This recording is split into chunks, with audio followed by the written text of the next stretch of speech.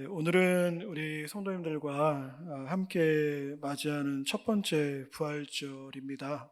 그래서 처음 함께 하는 부활절에 어떤 말씀을 이제 나눌까 생각도 하고 고민을 하다가 그래도 제가 부활에 대해 중요하게 생각하는 부분을 함께 나누어야겠다는 생각을 했습니다.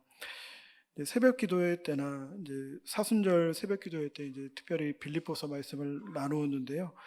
3장 말씀을 보면서 부활에 대한 이야기를 나누는 시간을 가졌고, 또 수요 성경 학교에서도 부활에 대해서 잠깐 언급할 때가 있었지만 실제로 이제 주일에 한번 우리 만나게 되는 우리 성도님들과는 그 내용을 나누는 시간을 갖지 못해서 오늘 그 이야기를 나누어야겠다는 생각을 하게 되었는데, 오늘 그 내용을 포함해서 함께 읽은 이 마가복음 말씀을 가지고 그들은 무서워서라는 제목으로 주님의 부활에 대해서 함께 생각해 보는 시간을 가지려고 합니다. 빌립보서 3장 10절을 보면 사도 바울이 그런 고백을 합니다. 내가 바라는 것은 그리스도를 알고, 그러니까 그리스도에 대해서 이제 깊이 알아가고 싶다고 하는데, 여러분 주님에 대해서 알아가고 온 것이 여러 가지가 있겠죠. 그 중에서도 사도 바울은 부활의 능력을 알고 싶다라고 이야기하고요. 이어지는 11절에서도 내가 주님의 부활에 이르고 싶다라고 이야기하고 있습니다. 그러니까 사도 바울이 신앙의 여정을 걸어가면서 자신이 간절히 바라는 것이 있는데, 그것은 다름 아닌 부활하신 주님을 날마다 자신의 삶에서 경험하고 싶다라고 이야기하고 있는 것입니다. 사도 바울은 그 부활하신 주님의 경험을 다메섹이라는 곳에서 가는 도중에 하게 되었는데요. 여러분, 기독교 신앙의 핵심은 그 부활의 주님을 만나고 경험하는 것입니다. 기독교 신앙 공동체를 만든 예수님의 제자들도 부활의 주님을 만나고 나서 비로소 교회 공동체를 만들게 되었는데, 그러니까 그 주님을 만나고 나서 전혀 다른 사람들이 여러분 된 것입니다. 그러면 여러분, 우리가 그 부활의 주님을 만나고 경험한다는 것은 어떤 것을 우리에게 의미하고 있을까요? 혹 우리는 제자들이 경험한 그 부활 경험을 우리 이제 성도님들은 그렇게까지 이해하지 않겠지만, 많은 이들이 주님이 부활하셨다는 사실을 단순하게 죽었던 자가 살아나셨다는 것으로, 세상 사람들의 생각에서는 여러분 죽은 사람이 살아났다는 것은 있을 수 없는 일이잖아요.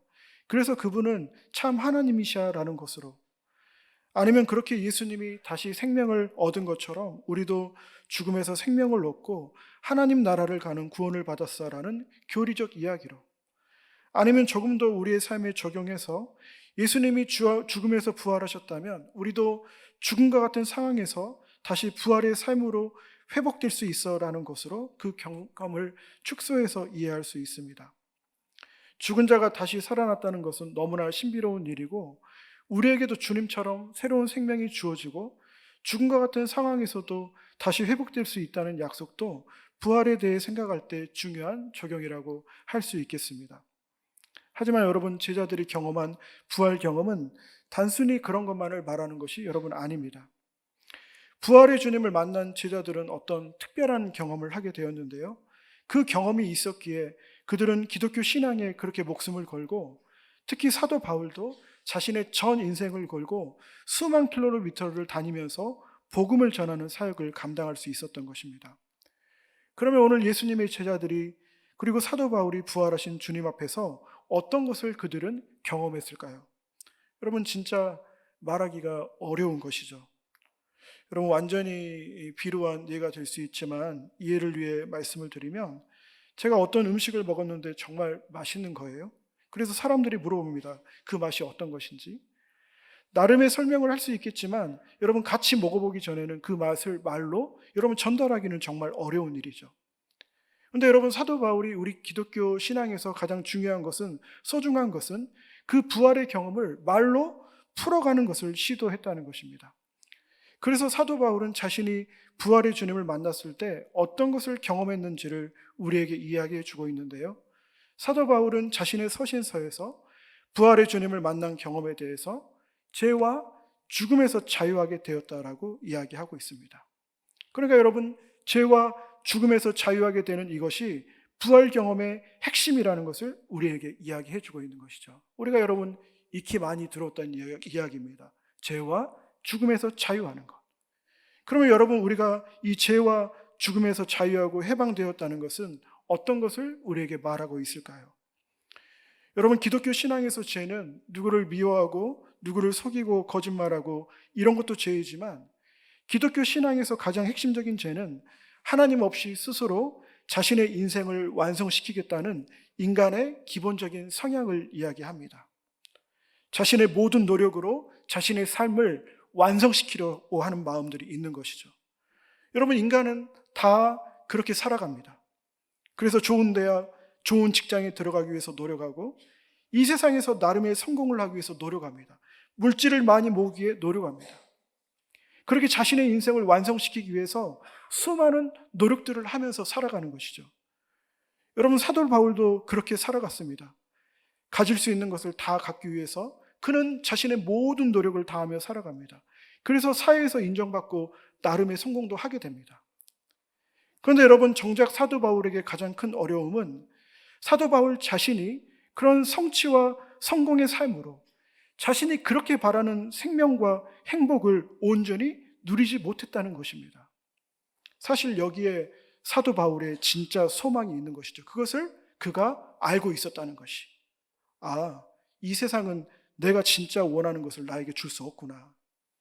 근데 여러분, 이 사도 바울이 다름 아닌 자신이 그렇게 박해했던 부활의 주님 앞에서 완전한 생명을 경험하게 된 것입니다. 그래서 여러분, 알게 되는 것이죠. 내가 그렇게 노력하지 않아도, 내가 그렇게 성취하지 않아도, 내가 그렇게 성공하지 않아도 내가 주님 안에서 내가 원하는 생명을 온전히 누릴 수 있구나라는 것을 경험하는 것, 이것이 바로 죄에서 자유하게 되었다는 것을 의미합니다. 또 다른 부활 경험은 죽음에서 자유하는, 죽음의 두려움에서 자유하게 되는 것을 말합니다. 여러분, 죽음에 대한 두려움은 기본적으로 내가 앞으로 미래에 어떻게 될까에 대한 두려움입니다. 사실 모든 인간이 그런 두려움 가운데 살아가는 것이죠. 나는 나의 미래를 잘 살아갈 수 있을까? 우리의 자녀들은, 우리의 자손들은, 우리의 나라와 민족은, 우리의 교회는, 나의 노후는, 그 모든 두려움으로부터 자유함을 경험하는 것이 바로 이 부활 경험의 핵심이 되는 것이죠.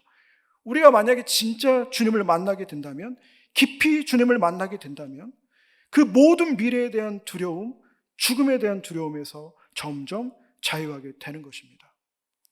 그래서 여러분, 우리의 신앙생활에 단 유일한 목적이 있다면 이 부활의 주님 앞에 가까이 나아가는 것, 그 제자들이 2000년 전에 경험했던 그 부활의 경험이 나의 경험이 되도록 해야 된다는 것이죠. 그러면 여러분, 우리는 어떤 사람들이, 어떤 신앙인들이 부활의 주님을 경험하게 될 수 있을까요? 사도 바울이 이야기하는, 서신서에서 이야기하는 그 길이 있겠지만, 저는 오늘 우리가 읽은 마가복음의 말씀을 가지고 부활의 주님을 경험하는 길에 대해서 여러분 나누고 싶은데요, 말씀은 주님의 부활을 가장 먼저 경험한 여인들에 대해서 우리에게 소개하고 있습니다. 그러면 이 여인들은 어떻게, 제자들이 먼저 주님을 경험하는 것이 아니라 어떻게 이 여인들이 먼저 주님의 부활을 가장 먼저 경험한 사람들이 될 수 있었을까요?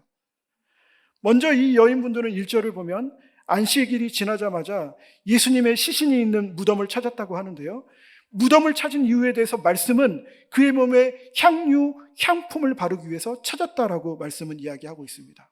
그러니까 여러분, 이들이 주님을 찾아온 이유는 주님의 장례를 마무리하기 위해서인 거죠. 여러분, 누군가의 장례를 마무리한다는 것은 가장 가까운 사람들이라는 걸 이야기합니다. 가족과 같은 사람들, 가장 친밀한 사람들. 유대교 정결법상으로 죽은 시신을 만지는 것은 부정한 일이어서 일반적으로 사람들이 기피하는 일이었습니다. 그리고 죽은 지 3일이 지났다는 것은 그 지역의 뜨거운 날씨를 생각했을 때 빠르게 부패되어서 예수님의 시신에 물리적으로 다가가기 어려운 일이었습니다. 그러나 여러분, 이 여인들은 그런 것을 전혀 상관하지 않습니다. 그리고 갑니다. 여러분, 왜일까요?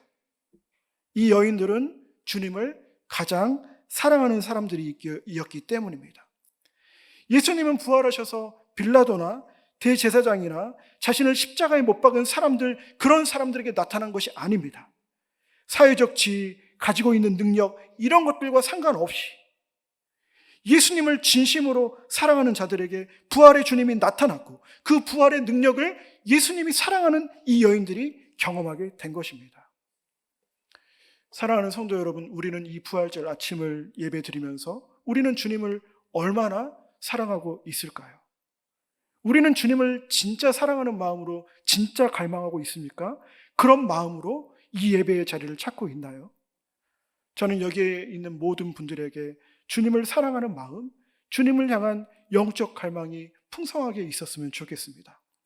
이번 주 수요 성경학교 때 에티오피아 간다게 여왕의 신화에 대해서 함께 나누었는데, 그는 예루살렘까지 그 먼 거리를 찾아오면서 하나님을 예배하는 자였습니다.